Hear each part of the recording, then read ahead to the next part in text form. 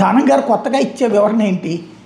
Time waste కాకపోతే ఓ పక్కన అంతా తెలుసు, అనవసరంగా డ్రాగ్ చేసుకుని నాటకాలు ఆడడం తగ్గించుకుంటే బెటర్.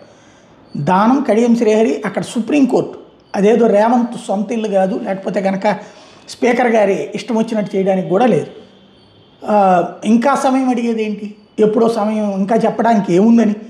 మనం కాంగ్రెస్లో ఉన్నామా లేదా? కాంగ్రెస్ కండువా కప్పుకున్నామా లేదా? కాంగ్రెస్ తరఫున పోటీ చేశామా లేదా? సింపుల్ అయిపోయా. లేదు ఇప్పుడు ఇంకా సాగ తీసుకుంటే అనర్హత వేటు వేయించుకోవడం అవుతుంది. ఇంకా సమయం కోరారట. ఇప్పుడు కడియం శ్రీహరి సమయం కోరారు, ఈయన సమయం కోరారు. ఇది పుచ్చుకుని రేపొద్దున అంటే వీళ్ళ ధైర్యం ఏంటంటే మొన్న కీలకమైన తీవ్రమైన వ్యాఖ్యలు చేసిన గవాయి వెళ్ళిపోయారు ఆల్రెడీ, ఆయనది పదవీ విరమణ అయిపోయింది. కాబట్టి మళ్ళీ సాగతీద్దాం అన్నటువంటి ధోరణిలో ఉన్నట్టు కనబడుతుంది. మరి వీళ్ళ ఆట సక్సెస్ అవుతుందా, లేకపోతే వచ్చే నెలలో కదా, అంటే 3 వారాలు ఇంకా గడువు ఉంది. ఇది మొత్తం నెల రోజులు గడువు ఇచ్చారు, నెక్స్ట్ వాయిదా. ఆ లోపుగా ఏదైనా చేద్దాం, ఈ లోపు కొంచెం నిదానంగా ఈ నెల రోజులన్నా ఆ పదవుల్లో ఉందాం అనుకుంటున్నారు. ఎందుకంటే రాజీనామా చేయాలి, వాళ్ళు ఆమోదించాలి, లేదంటే కనుక అనర్హత వేటు వేయాలి. ఏం చేయించుకుంటారో చూడాలి.